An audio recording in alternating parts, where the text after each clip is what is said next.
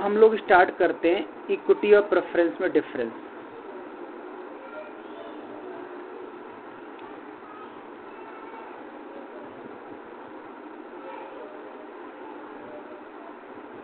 Equity और preference में difference हम लोग स्टार्ट करते हैं। इक्विटी और प्रेफरेंस शेयर में वैसे हमने डिस्कशन कर लिया है इक्विटी और प्रेफरेंस में क्या फ़र्क होता है, बट फिर भी हम लोग देखते हैं इक्विटी शेयर और प्रेफरेंस शेयर में क्या फ़र्क होता है। उनके हर बेसिस पे हम लोग डिफरेंस का डिस्कशन करते हैं। इक्विटी में क्या होता है, देखो सबसे पहले नॉमिनल वैल्यू क्या होती है इक्विटी शेयर की, बताओ, कम होती है। नॉमिनल वैल्यू का मतलब कितने रुपए में बिकता है, ये 10 रुपए में भी मिल जाता है। इक्विटी शेयर 10 रुपए में भी मिल जाता है। प्रेफरेंस शेयर आपको इक्विटी के मुकाबले महंगा मिलता है। राइट ऑफ डिविडेंड की बात करें तो जब डिविडेंड कंपनी बांटेगी, डिविडेंड का मतलब होता है प्रॉफिट का हिस्सा, तो जब कंपनी डिविडेंड बांटेगी तो किसको देगी पहले बताओ। सबसे पहले ये बांटेगी इक्विटी शेयर प्रेफरेंस शेयर वालों को प्रायोरिटी दी जाएगी। इनका नाम ही प्रेफरेंस है। मैंने आपको बताया था प्रेफरेंस का मतलब प्रायोरिटी देंगे हम। जब भी डिविडेंड बांटेंगे तो पहले किसको देंगे बताओ, प्रेफरेंस वालों को। और जब कैपिटल की रिपेमेंट करेंगे तो भी पहले प्रेफरेंस किसको मिलेगी, प्रेफरेंस शेयर वालों को। उसके बाद रिफंड ऑफ कैपिटल भी यही हो गया, सबसे पहले प्रेफरेंस वालों को मिलेगा। रेट ऑफ डिविडेंड, डिविडेंड का रेट फिक्स होता है किसमें, प्रेफरेंस शेयर में। और यहाँ पे क्या होता है, फ्लक्चुएटिंग होता है। फ्लक्चुएटिंग का मतलब होता है कितना देंगे हम, डिपेंड करता है हमारे शेयर होल्डर कितने एग्री करते हैं, डायरेक्टर कितने एग्री करते हैं। वोटिंग राइट की बात करोगे तो इक्विटी शेयर वालों को वोटिंग राइट है, लेकिन प्रेफरेंस शेयर वालों को वोटिंग का राइट नहीं दिया गया है। राइट।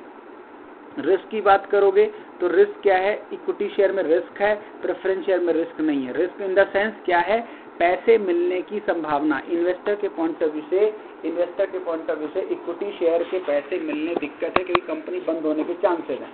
लेकिन प्रेफरेंस शेयर में अगर कंपनी बंद भी हो गई तो आपको कुछ ना कुछ अमाउंट दिया जाएगा, ऐसा लॉ कहता है। नेक्स्ट बेसिस है हमारे पास रिडम्पशन। रिडम्पशन का मतलब है पैसे वापस करना। रिडम्पशन का मतलब है रीपे। रिडम्पशन अकाउंट की टर्म है। 12th में आपके पास चैप्टर भी है रिडम्पशन ऑफ प्रेफरेंस शेयर। तो रिडम्पशन का मतलब है, सबसे पहले रिडम्पशन इक्विटी शेयर का कोई टाइम फिक्स नहीं होता कि कंपनी कितने साल बाद पैसे पे करेगी, लेकिन प्रेफरेंस शेयर की एक लाइफ फिक्स होती है, आपको उतने टाइम बाद प्रेफरेंस शेयर वालों को पैसे पे करना पड़ेगा। लॉ कहता है कि मैक्सिमम पीरियड प्रेफरेंस शेयर वालों का 20 साल से ज्यादा नहीं हो सकता। मतलब प्रेफरेंस शेयर वालों को आपको 20 साल के अंदर टाइम फिक्स करना है। जो भी टाइम फिक्स करोगे उसमें टाइम रिपे करना है। सूटेबिलिटी की बात करें, जिस इन्वेस्टर को रिस्क ज्यादा ले सकता है, वो उसकी कैपेसिटी रिस्क लेने की है, तो वो क्या ले ले, वो क्या करे बताओ, वो कर सकता है क्या, इन्वेस्टमेंट कर सकता है, वो इक्विटी शेयर ले सकता है। लेकिन जिसको रिस्क ज्यादा नहीं चाहिए, फिक्स रिटर्न चाहिए, तो उसको आप क्या प्रेफर करेंगे बताओ, क्या ले ले, वो प्रेफरेंस शेयर खरीद ले। कंट्रोल की बात करें तो जब आप इक्विटी शेयर लेते हो तो आपको कंट्रोल मिल जाता है, आप कंपनी को हिस्सेदारी खरीद लेते हो, लेकिन प्रेफरेंस शेयर में आप कभी भी मालिक नहीं बन सकते। ये है हमारा डिफरेंस। बताइए, ये इक्विटी प्रेफरेंस का डिफरेंस क्लियर है या कोई पॉइंट में डाउट है, बताओ। इक्विटी और प्रेफरेंस में कोई डाउट है? चले आगे। प्रेरणा समझ में आ रहा है? प्रेरणा लेफ्ट हो गई क्या? प्रेरणा समझ में आ रहा है आपको? हाँ, अब हम स्टार्ट करते हैं next source of finance, that is retained earning. चलें करें start. Next source of fund that is retained earning. Can we start this topic? Retained earning का मतलब होता है प्रॉफिट का वो पार्ट। रिटेन्ड अर्निंग का मतलब होता है प्रॉफिट का वो पार्ट जो कंपनी ने पास्ट ईयर में कमाए हैं और उसको डिस्ट्रीब्यूट ना करके क्या किया हुआ है, सेव किया हुआ है। कहाँ सेव किया हुआ? अपने पास। क्यों सेव किया है? क्योंकि उसे पता था फ्यूचर में अनसर्टेनिटी हो सकती है, फ्यूचर में ऐसा हो सकता है कि हमारे पास पैसे कम बचे। तो ये भी तो हमारे पास एक सोर्स है ना। सोर्स का मतलब समझ रहे हो? आप गुल्लक का इस्तेमाल कर रहे हो, आपने जो गुल्लक बना रखी थी, आप उस गुल्लक का यूज कर रहे हो, आपने उस गुल्लक को फोड़ दिया। थोड़ा दुख तो होता है कि आपने गुल्लक को फोड़ दिया, लेकिन क्या करें, उस गुल्लक का इस्तेमाल तो करना है। तो हमने उस रिटेन अर्निंग का यूज कर लिया है, हम उस पैसे का कहीं ना कहीं इस्तेमाल कर रहे हैं।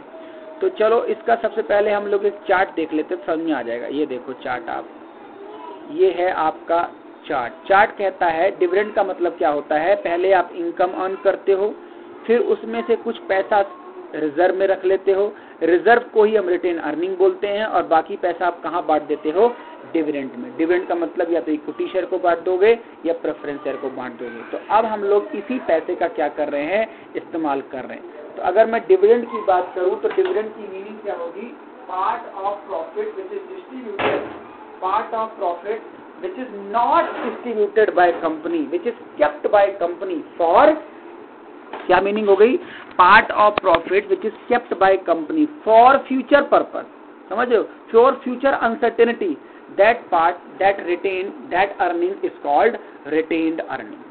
क्लियर हो गया आपको। अर्निंग का वो हिस्सा जो आपने पास्ट में ना बांट के अपने पास सेफ रख लिया है, उसे हम क्या बोल रहे हैं, बताओ, रिटेन्ड अर्निंग, रिटेन्ड अर्निंग। अब इसके मेरिट डीमेरिट देखें, इसके मेरिट डीमेरिट शुरू करते हैं। रिटेन अर्निंग का क्या बेनिफिट है और इसके क्या डीमेरिट है। सबसे पहले मेरिट देखिए, मेरिट है परमानेंट सोर्स ऑफ फंड है, आपका पैसा है, पहला मेरिट, आपका पैसा है, आपने सेव किया था, मर्जी है आपकी, चाहे बांट दो, चाहे खर्च कर दो, चाहे फ्यूचर के लिए सेव कर दो, ठीक है, this is permanent source. Next है हमारे पास नो कॉस्ट ऑफ इंटरेस्ट। अब आप बताओ, अगर आप किसी से उधार लेके पैसा लगाते बिजनेस में तो इंटरेस्ट पे करना पड़ता, प्रेफरेंशियल इशू करते तो आपको क्या करना पड़ता, प्रेफरेंस डिविडेंड पे करना पड़ता। बट रिटेन अर्निंग तो आपका खुद का कमाया हुआ प्रॉफिट है, तो इस पे तो आपको किसी को ब्याज वगैरह देना नहीं है। बोलो क्लियर है यहाँ तक, इसकी कोई कॉस्ट नहीं है, no cost of interest. Next है इंक्रीज इन मार्केट प्राइस, बिल्कुल। अब अगर जितना आपके पास क्या होगा, रिटेन अर्निंग ज्यादा होगी तो आपकी इमेज क्या बनेगी, कंपनी के पास बहुत सारा रिजर्व एंड सरप्लस है, कंपनी के पास बहुत सारा क्या है, रिजर्व एंड सरप्लस है। जैसे सिंपल सी बात है, किसी के पास बैंक बैलेंस ज्यादा हो तो उसकी इमेज बढ़ जाती है, समझ रहे हो, जैसे जिसे हम रिच पीपल बोलते हैं, तो ऐसी कंपनियां भी रिच मानी जाती हैं अगर उनके पास क्या है, बताओ, रिजर्व एंड सरप्लस बहुत ज्यादा पड़ा हुआ है। Can we start demerits of retain earning, बताइए डीमेरिट्स करें।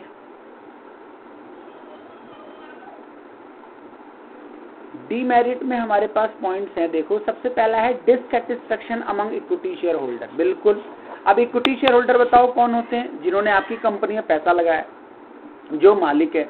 अब आप किसका यूज कर रहे हो, बताओ, रिटेन अर्निंग का। मतलब जिस रिटेन अर्निंग पे किसका राइट था, शेयर होल्डर का, उनको एक्सपेक्टेशन थी कि आप उनको बांटोगे, आप उनको ना बांट करके क्या कर रहे हो, उस पैसे का इस्तेमाल कर रहे हो, किस लिए, बिजनेस पर्पज से। तो उनको क्या है, डिससैटिस्फैक्शन फील हो सकता है कि जो पैसे हमारे लिए सेफ रखे गए थे उस पैसे का क्या किया जा रहा है, इन्वेस्टमेंट किया जा रहा है, राइट। तो यहाँ पे डिससैटिस्फैक्शन में create among equity share holder. दूसरा है uncertain source of fund. Uncertain का मतलब है, सिंपल सी बात है, अगर रिटेन अर्निंग है तो ये सोर्स है, अगर रिटेन अर्निंग नहीं है तो फिर पैसे कहाँ से लाओगे, तो ये अनसर्टेन सोर्स ऑफ फंड्स है। अनसर्टेन का मतलब ये कि ये डिपेंड करता है आपके प्रॉफिट के होने पे। अगर आपको प्रॉफिट ज्यादा होगा तभी आप रिटेन अर्निंग कर पाओगे और तभी ये सोर्स आपके पास अवेलेबल है, अदरवाइज नहीं है। नेक्स्ट है manager can misuse the fund, बिल्कुल। मैनेजर का मतलब है यहाँ पे जो डायरेक्टर्स हैं, जो कंपनी को चला रहे हैं, हो सकता है वो पैसे को मिसयूज कर ले, समझो, लगाना चाहिए था कहीं और, कहीं रिस्की प्रोजेक्ट में लगा दें, या हो सकता है उसमें कुछ धांधली कर दें, जो आप सुनते भी हो, जो करप्शन चल रहा है उसमें हो सकता है कि वो अपने पर्सनल पर्पस के लिए यूज कर लें। तो these are some demerits of retain earning source of funds. कोई प्रॉब्लम यहाँ तक? मेरिट डीमेरिट्स में कोई पॉइंट है जो दोबारा समझाऊं या आगे चलें? अब हम लोग चलते हैं विदेशों से पैसा रेस करने के लिए। अब जो हमारे पास कॉन्सेप्ट आ रहा है दैट इज ग्लोबल डिपॉजिटरी। ये थोड़ा सा आप पहली बार सुन रहे हो, लेकिन ज्यादा टफ नहीं है और इससे डिटेल क्वेश्चन नहीं आता 11th में, सिर्फ मीनिंग ही आएगी, ठीक है। जीडीआर, एडीआर, आईडीआर, समझ रहे हैं आप? जीडीआर, आईडीआर क्या होते हैं, चलिए स्टार्ट करते हैं। These are global depository funds. GDR की मीनिंग पढ़ रहा हूं मैं। जीडीआर का लिखा हुआ है in the Indian context, in the Indian context a GDR is an instrument issued abroad, issued abroad, विदेशों में इशू किया गया है जीडीआर। किसने इशू किया है? By Indian company to raise fund in some foreign currency. कुछ क्लियर हुई मीनिंग आपको? बड़ी सिंपल है। इंडियन कंपनीज को अगर पैसा रेज करना हो विदेशों से तो वो डायरेक्टली शेयर इशू नहीं कर सकती, उनको जीडीआर की फॉर्म में इशू करना है, जीडीआर इशू करना है। जीडीआर क्या है? डिपॉजिटरीज हैं, ठीक है, वो आपको पैसे देंगे फॉरेन करेंसी में। फॉरेन करेंसी क्योंकि वहाँ रुपी तो मिलेगा नहीं, वहाँ तो डॉलर, पाउंड, युआन ये सब चीजें मिलेंगी। मैनी इंडियन कंपनी जैसे कि इंडिया की Infosys, Wipro, Reliance have raise, ICICI have raise money through issue of GDR. आपको जीडीआर का कॉन्सेप्ट क्लियर हुआ? GDR, global depository receipts. बताइए, जीडीआर। अब इसी के व्यू में पढ़ते हैं हम लोग एडीआर क्या होता है। ये है अमेरिका के पॉइंट ऑफ व्यू से, अमेरिकन डिपॉजिटरी रिसीट। एडीआर का मतलब अमेरिकन डिपॉजिटरी रिसीट। अब इसका मतलब क्या होता है देखो, अब एडीआर का मतलब है the depository receipt issued by a company in USA are known as ADR. अब जो अमेरिका में कंपनीज हैं जो वहां पैसे रेज करती हैं वो किसके थ्रू रेज करती हैं? एडीआर के through. These are bought and sold in America market like regular stock। अब अमेरिका के मार्केट में नॉर्मली जो सेल परचेज होता है उसे हम क्या बोलते हैं? एडीआर। रेगुलर स्टॉक का मतलब जैसे नॉर्मल ट्रेडिंग होती है, जैसे इंडिया में बीएससी एनएससी में क्या होता है? नॉर्मल ट्रेडिंग होती है। तो वहां जो नॉर्मल ट्रेडिंग होती है वो किसके थ्रू होती है बताओ? ADR, American depository receipt. बताओ, क्लियर? चलिए अब आगे देखते हैं IDR. IDR, Indian depository receipt. अब आईडीआर क्या है? IDR, an IDR is an instrument denominated in Indian rupees in the form of depository receipt created by Indian depository against the underlying equity of issuing company to enable foreign company to raise fund from the Indian securities market। अब ये उल्टा prospect हो गया। अब India में जो foreign company पैसा raise करना चाहती हैं तो हमने क्या बोला? आप डायरेक्टली शेयर इशू ना करके क्या इशू करो? यहाँ पे बताओ, आईडीआर। आईडीआर यानी ये जो तीनों कॉन्सेप्ट हैं ये फॉरेन कॉन्सेप्ट्स हो गए, समझ गए? लोकल कॉन्सेप्ट ये नहीं है। तो आईडीआर, जीडीआर और एडीआर तीनों समझ गए आप? बताइए, सबको वॉइस क्लियर है? बताओ एक बार।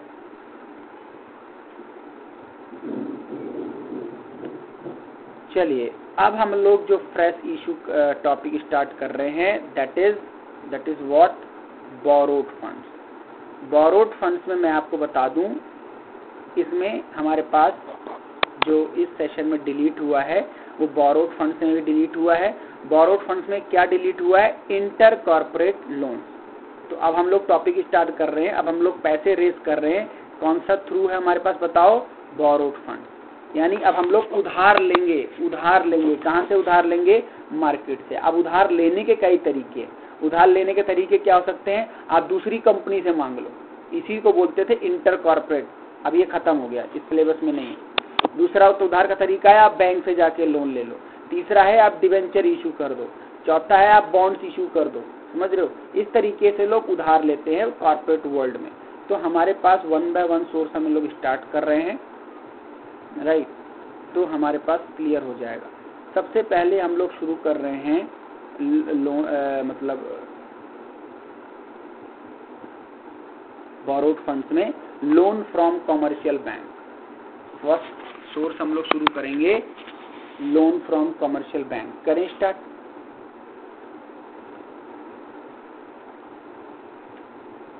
बोरोड फंड्स में हम लोग कौन सा सोर्स स्टार्ट कर रहे हैं बताओ? Loan from commercial bank. आपको मैंने पढ़ाया था कौन से चैप्टर में? बिजनेस सर्विसेज में पढ़ाया था कितने टाइप के बैंक होते हैं। बिजनेस सर्विसेज चैप्टर मैंने पढ़ाया था टाइप्स ऑफ बैंक। वहाँ पे टाइप्स ऑफ बैंक आपने पढ़ा था commercial bank, private bank, public bank, समझ रहे हो? स्पेशल बैंक, स्पेशलाइज्ड बैंक, है ना, सेंट्रल बैंक, कोऑपरेटिव बैंक, समझ रहे हो? तो ये सारे में तो यहाँ पे जो टर्म लिखी हुई है आपके पास लिखा हुआ है कमर्शियल बैंक। कमर्शियल का मतलब ही क्या हो जाता है? उन लोगों का काम ही क्या है? उन लोगों का प्रिंसिपल एक्टिविटी ही क्या है? Lending and deposit. समझ रहे हो आप? कमर्शियल बैंक का मतलब ही क्या है, उनका काम ही क्या है, lending and deposit. They lend the money, they give money as a loan and they accept deposit from the public, right? तो वही बैंक लोन दे रहे हैं और इन्हीं बैंकों से हम लोग क्या कर रहे हैं, पैसे लेने जा रहे हैं। तो this is one of the borrowed fund.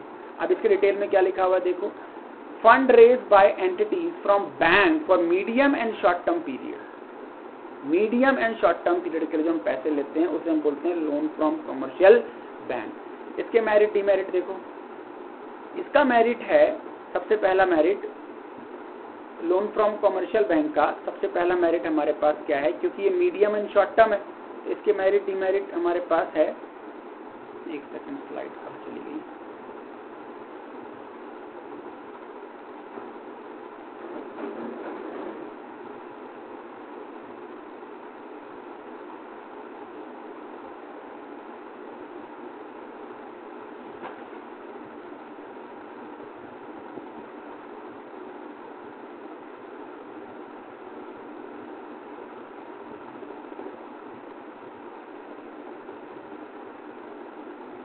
Slide कहाँ चली गई,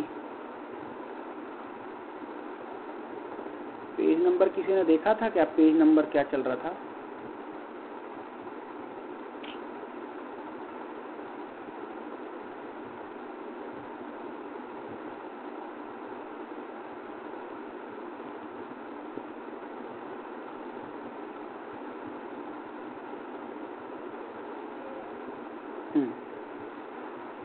करें, कंटिन्यू करें, मेरिट डिमेरिट।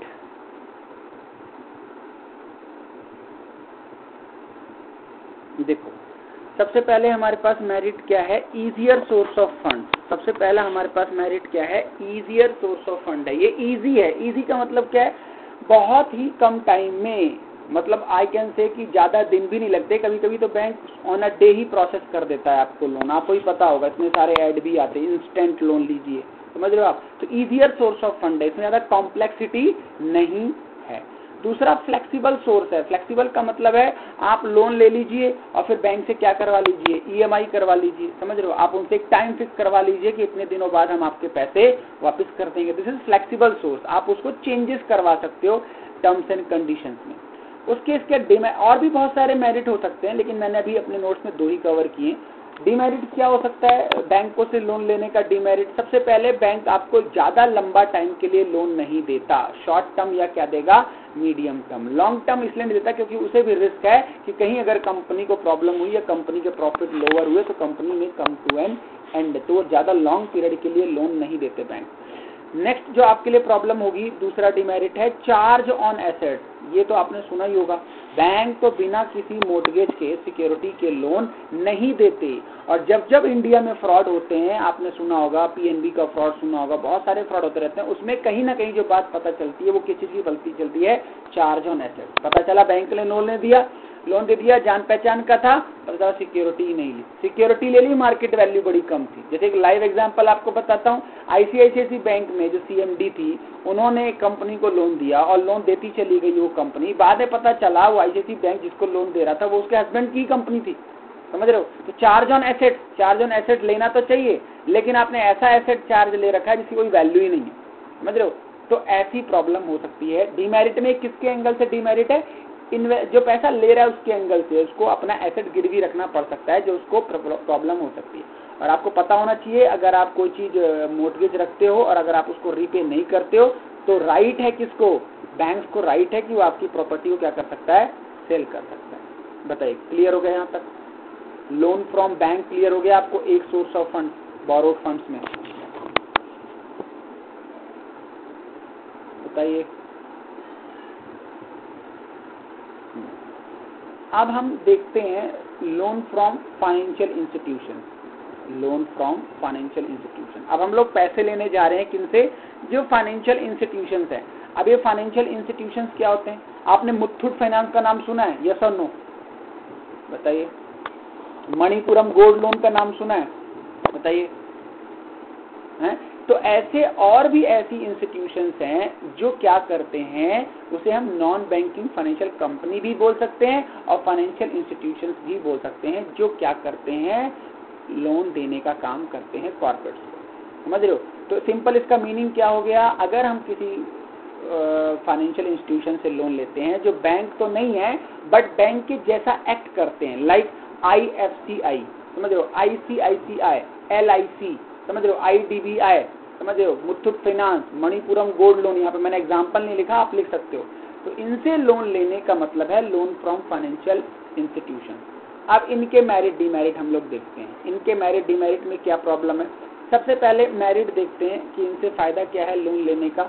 सबसे पहला है प्रोवाइड लॉन्ग टर्म, ये देखो सबसे पहला मेरिट क्या हो गया, लॉन्ग टर्म लोन ये दे देंगे आपको। बैंक मना कर रहा था, वो कह रहा था सिर्फ मीडियम और क्या मिलेगा, शॉर्ट टर्म, और ये क्या कह रहा है, आप लॉन्ग टर्म के लिए भी लोन ले सकते हो। इजी रिपेमेंट शेड्यूल, अब वहां पे मैंने बताया था EMI बनवा सकते हो आप, फ्लेक्सिबल सोर्स है, यहाँ भी फ्लेक्सिबिलिटी है। यहाँ पे आपका रिपेमेंट शेड्यूल मतलब वो ऐसे आपकी रिपेमेंट करवा देंगे, ऐसा आपको कंडीशन बताएंगे जो आपके लिए सिंपल होगी। Full available fund available in depression period also, देखो ये है इंपॉर्टेंट।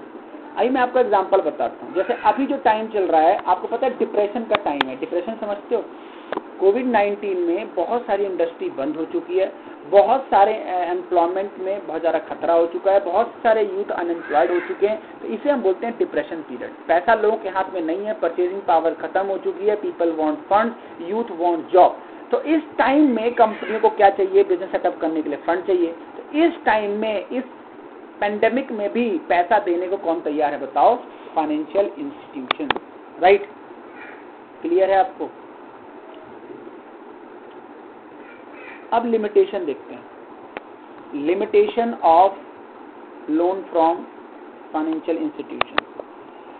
सबसे पहला लिमिटेशन है एक्सपेंसिव है, ये एक्सपेंसिव है बिल्कुल, क्योंकि आपको एक मुश्किल टाइम में मदद कर रहे हैं, टफ टाइम में हेल्प कर रहे हैं, तो they will charge more interest. Rigid criteria, इनका क्राइटेरिया रिजिड है, टर्म्स एंड कंडीशन रिजिड है, यहाँ फ्लेक्सिबिलिटी नहीं मिलेगी आपको, समझ रहे हो। रिस्ट्रिक्शंस लगा सकते हैं, नेक्स्ट पॉइंट देखो, पुट रिस्ट्रिक्शन, आप पे ऐसी रिस्ट्रिक्शन लगा सकते हैं कि आपको दूसरा लोन नहीं लेना जब तक हमारा नहीं रिपे करते, समझ रहे हो, आपको हमें रिपेमेंट करनी है सबसे पहले, ऐसी कंडीशन लगा सकते हैं, समझ रहे हो। और नेक्स्ट जो इंपॉर्टेंट इनका डिमेरिट है, अपॉइंट नॉमिनी। नॉमिनी का मतलब है ये बोल सकते हैं कि आप अपनी कंपनी में हमारी तरफ से कोई डायरेक्टर अपॉइंट करो या कोई ऐसा पर्सन अपॉइंट करो जो हमें रिपोर्ट करता रहे कि कंपनी की फाइनेंशियल पोजीशन क्या है और क्या कंपनी कैपेबल है, कंपनी सॉल्वेंट है, समझ रहे हो। तो ऐसे नॉमिनी अपॉइंट करने के लिए कंडीशन रख सकती है। लास्ट है आस्क फॉर सिक्योरिटी, बैंक ने भी सिक्योरिटी मांगी थी, ये भी आपसे सिक्योरिटी मांगेंगे। क्लियर हो गया आपको, ये भी सिक्योरिटी आपसे मांग सकते हैं। तो बताइए, लोन फ्रॉम फाइनेंशियल इंस्टीट्यूशन में कोई पॉइंट में डाउट है आपको, बताइए।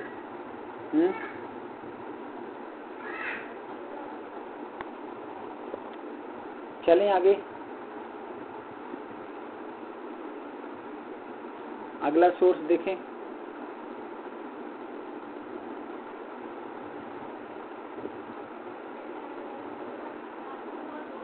अगला सोर्स हम लोग शुरू करते हैं, एक अच्छा सा source, loan from financial institutions, bank, trade credit. Trade credit शुरू कर रहे हैं। Trade credit is one of the source of fund. करें start. Trade credit, inter corporate हमको नहीं करना, अब हम करेंगे ट्रेड क्रेडिट जो हमारे इस सेशन में है। ट्रेड क्रेडिट का मतलब क्या होता है पहले ये समझो आप, मीनिंग देखो। Trade credit is the credit extended by one trader to another for the purpose of goods and service. समझ रहे हो, इसका मतलब क्या है, अब आपने ये अकाउंट्स में भी पढ़ना है, बिल्स ऑफ एक्सचेंज में आप पढ़ोगे, एक पार्टी दूसरी पार्टी को क्या कर रही है, क्रेडिट पीरियड दे रही है कि चल भाई अगर तू नहीं पे कर पा रहा तू अगले मंथ में पे कर दे। तो एक हिंदी में कहावत है, क्या कहावत है, पैसे का ना जाना भी आना होता है। If there is no outflow of cash, it means there is inflow. अगर आपके पैसे खर्च नहीं हो रहे, it means you are saving it. समझ रहे हो। तो ट्रेड क्रेडिट भी एक तरीका क्या है, सोर्स ऑफ फंड है। Trade credit is the credit extended by trader to another for the purpose of goods and service. आपने किसी से गुड्स एंड सर्विस ली, वो बंदा गुड्स एंड सर्विस के पैसे आपको कह रहा है आप आगे दे देना, बाद में दे देना, तो ये उसने जो फैसिलिटी आपको दी है उसे हम बोलते हैं ट्रेड क्रेडिट। इसके लिए हम पढ़ते हैं इसके मेरिट्स एंड डिमेरिट्स। करें इसके मेरिट डीमेरिट, बताइए। Merits and demerits of trade credit. चलो तो सबसे पहले मेरिट देखते हैं क्या है इसका। No need intermediate payment. अब बताओ इसमें आपको थोड़ा ब्याज थोड़ा भरना है। अब आप बताओ क्या ये रीपेमेंट है कोई, क्या आपने लोन लिया है तो इसमें इंटरमीडिएट कोई पेमेंट नहीं है। No need of immediate payment, कोई आपको तुरंत पैसे नहीं देने। वैसे होता है, आपने सुना होगा डाउन पेमेंट, समझते हो डाउन पेमेंट। आप बाइक खरीद के लाते हो ईएमआई में तो आपको कुछ डाउन पेमेंट देनी पड़ती है। ये कोई खरीद थोड़ा ना रहे हो आप, ये तो खरीद लिया है, आप उससे रिक्वेस्ट कर रहे हो कि भैया मुझे थोड़ा टाइम पीरियड दे दो। तो हेयर पहला मेरिट क्या बन गया, no need of immediate payment.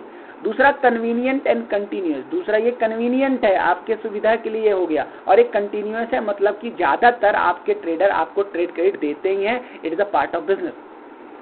Next merit is promote sale of goods and service. आप सिंपल सी बात है, जितना ज्यादा आप क्रेडिट सेल करोगे आपका गुड्स एंड सर्विस प्रमोट होगा, आप पे कस्टमर ज्यादा आएंगे, लोग आप पे रिलाई करेंगे, समझ रहे हो। नो नीड ऑफ चार्ज, सबसे बड़ा एडवांटेज, यहाँ आपसे गिरवी कोई चीज नहीं मांगी जाती। ये बैंक नहीं है जो आपसे बोलेंगे एसेट गिरवी रखो। There is no need to mortgage any asset, right. उसके बाद हमारे पास क्या है, डीमेरिट। डीमेरिट में सबसे पहला डीमेरिट है लिमिटेड अमाउंट ऑफ फंड। बिल्कुल, अब यहाँ पे जो आपने सामान परचेज सेल किया है तो ज्यादा बल्क में किया होगा तो आपसे कुछ ना कुछ पैसे तो लेगा। यानी मेरे कहने का जो आपको ट्रेड क्रेडिट मिलता है वो कुछ बैलेंस अमाउंट का मिलता है या कम अमाउंट का मिलता है। ये नहीं आपने उसकी पूरी शॉप ही खरीद ली या ज्यादा पोर्शन ऑफ गुड्स खरीद लिया और आपको क्या दे क्रेडिट क्रेडिट, नहीं भाई, उसे आगे भी तो गुड्स परचेज करने हैं, तो आपको ज्यादा अमाउंट का ट्रेड क्रेडिट नहीं अलाउ करेगा वो। नेक्स्ट है हमारे पास कॉस्टली सोर्स ऑफ फंड। ये कॉस्टली होता है। क्यों कॉस्टली होता है, क्योंकि कॉस्टली इसलिए होता है जो चीज आज पे करनी थी आप कल करोगे तो आज की वैल्यू आगे आने वाले टाइम में गिर जाती है, और आप आने वाले टाइम में जब पेमेंट करते हो तो आप इक्वलेंट अमाउंट पे करते हो। मेरी बात ध्यान से समझो, जो रुपए की वैल्यू आज है आने वाले टाइम में उसकी वैल्यू गिर जाती है, लेकिन आप इक्वल अमाउंट पे करते हो आने वाले टाइम के बाद भी, तो इसे बोलते हैं कॉस्टली सोर्स ऑफ फंड। और दूसरी बात, कभी कभी आप पे ट्रेडर कंडीशन लगा सकता है, इसलिए कॉस्टली बन जाती है, समझ रहे हो। कभी कभी आपसे इंटरेस्ट भी ले सकता है लेट पेमेंट का, समझ रहे हो, लेट पेमेंट का इंटरेस्ट भी लगता है। तो ये हमारे पास ट्रेड क्रेडिट हो गया। तो सोर्स ऑफ फंड्स के अंदर हमने बोरोड फंड्स में अभी तक क्या क्या कर लिया बताओ। सबसे पहले हमने कौन सा किया, लोन फ्रॉम कॉमर्शियल बैंक। फिर हमने कौन सा किया बताओ, लोन फ्रॉम फाइनेंशियल इंस्टीट्यूशन। फिर क्या किया हमने, ट्रेड क्रेडिट। यहां तक समझ में आ गया आपको, बोलो।